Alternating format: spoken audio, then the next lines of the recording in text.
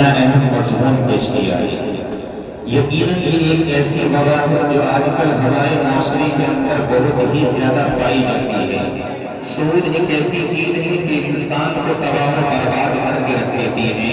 لیکن آج کل مسلم معاشرے کے اندر یہ ساری چیزیں بہت زیادہ پائی جا رہی ہیں اور ایک عام ہوتی جا رہی ہیں۔ آج مسلمان بھی سودی کاروبار کر رہا ہے، حالانکہ اللہ کے رسول صلی اللہ علیہ وسلم نے بھی اس کے بارے میں سخت وعید سنائی ہے، اور خود اللہ تبارک و تعالیٰ نے بھی بے شمار آیتوں کے اندر اس کا تذکرہ کیا ہے۔ یہاں تک اللہ تبارک و تعالیٰ نے کہا ہے کہ سود لینے والا، سود دینے والا اور سود پر گواہ کرنے والا، لکھنے والا سارے کے سارے جہنمی ہیں۔ لیکن آج کل ہونہار طریقے سے الگ الگ نئے نئے طریقوں سے سودی کاروبار کیا جا رہا ہے، اور آج مسلم نوجوان ہی نہیں، نوجوانوں سے لے کر بوڑھے آدمیوں تک، اور اسی طریقے سے ماؤں بہنوں سے لے کر نوجوان عورتوں تک، چھوٹے بڑے سارے کے سارے سود کے اندر مبتلا ہیں۔ آج کل بڑا عجیب و غریب حال ہے، عورتوں کے اندر بھی یہ مرض بہت ہی زیادہ پایا جا رہا ہے۔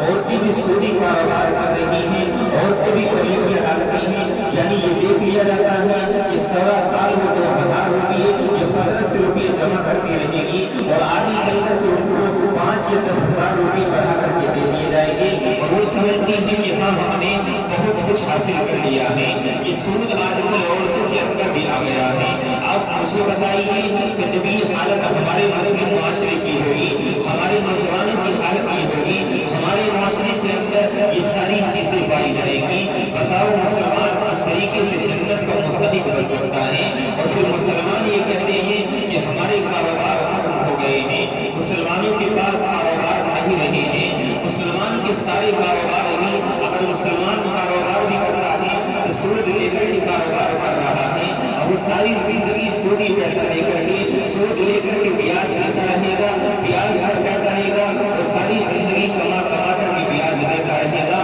حتیٰ کہ اگر ایک مسلمان کو شادی بھی کرنی پڑتی ہے، ایک مسلمان اگر شادی بھی کرتا ہے تو وہ بھی سود لے کر کے کر رہا ہے۔ شریعت نے کوئی پابندی نہیں لگائی ہے کہ 1000 آدمیوں کا پروگرام کیا جائے یا 500 آدمیوں کا پروگرام کیا جائے، بچی کی شادی کرنی ہے 2000 4000 آدمیوں کا پروگرام کیا جائے، شریعت نے کوئی پابندی نہیں لگائی ہے، لیکن اس کے باوجود اپنے آپ کو بڑا ظاہر کرنے کے لیے، تاکہ میری ایک شہرت ہو، تاکہ لوگ یہ کہیں کہ ہاں فلاں چودھری صاحب نے شادی کی تھی اور اتنا بہترین پیسہ اس کے اوپر خرچ کیا تھا، اتنا سرمایہ اس کے اوپر خرچ کیا تھا، یہ سارا دکھانے کے لیے اور ساری دنیا کے اندر اپنے آپ کو چمکانے کے لیے کہ ہاں میں نے شادی کے اوپر 10 لاکھ 50 لاکھ روپئے خرچ کیے ہیں، 10 لاکھ روپئے بیاج لے کر، سود لے کر کے 50 لاکھ روپئے خرچ کیے ہیں۔ اسی طریقے سے آپ کو دہیج دینا ہے، یہ سارے کام آج کل جو کیے جا رہے ہیں سود و بیاج سے لے کر کے کیے جا رہے ہیں،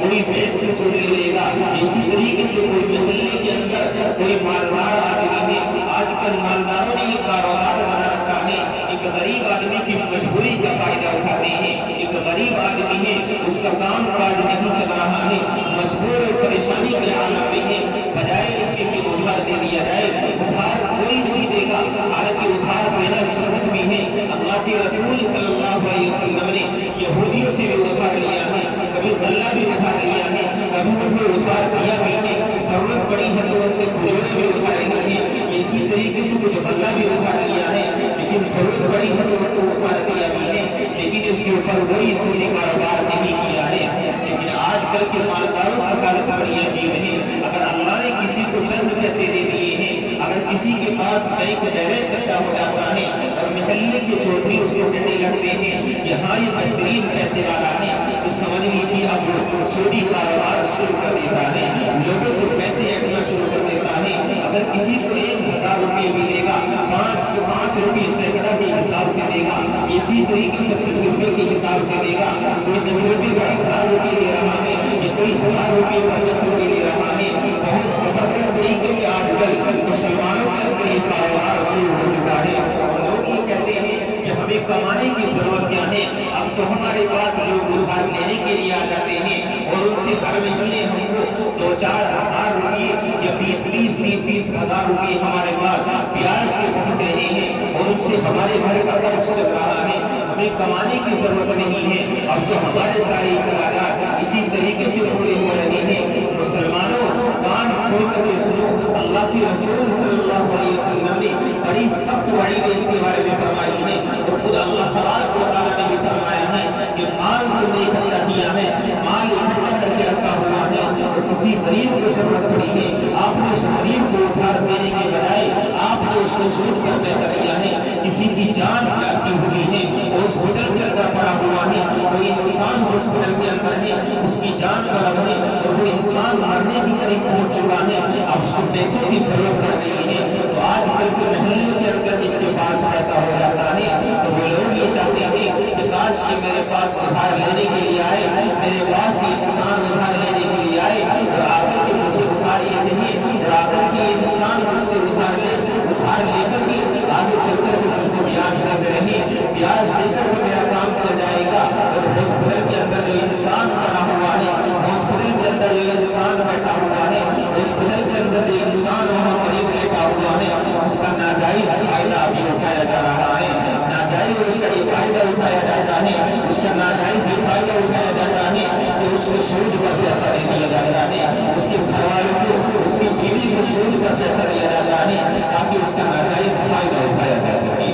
اگر وہ وہاں سے واپس بھی آ جاتا ہے، اب بیوی کے پاس جو گہنے ہوں گے وہ بھی بیچنے پڑیں گے، بیوی کے پاس جو زیورات ہوں گے ان کو بھی بیچنا پڑے گا، بیچ کر کے وہ سود کے پیسے دے رہے ہیں، غنیمت ہے، سود کے پیسے نہیں دیے جاتے ہیں، اور آگے چل کر کے جو مول ہوتا ہے وہ کہاں سے دیا جائے گا، یعنی جو اصل قیمت ہے، جو اصل ادھار ہے وہ بھی نہیں دیا جاتا ہے۔ یہ ساری چیزیں آج کل کس طریقے سے مسلمانوں کے اندر گھر کرتی ہوئی نظر آ رہی ہیں۔ مسلمانوں ذرا ہوش میں ناخن لو، تمہاری سوچ کہاں سے کہاں چلی گئی ہے، آج تم کہاں سے کہاں پر پہنچ گئے ہو۔ مسلمانوں تمہارے لیے کیا رسول اللہ نے یہی فرمایا تھا کہ تم رسول اللہ کی تعلیم کو حاصل اسی لیے کیا تھا، رسول اللہ سے تم نے یہی سب کچھ سیکھا تھا، اس لیے میرے عزیزوں یہ ساری چیزیں آپ کو سیکھنی چاہیے۔ اسی کے ساتھ ساتھ آج کو یہ بات بھی اپنے ذہن نشین کر لینی چاہیے، اگر اللہ نے آپ کو مال دیا ہے اور مال آپ کو جوڑ کر کے رکھ رہے ہیں، مال آپ کو جوڑ کر کے رکھتے ہیں،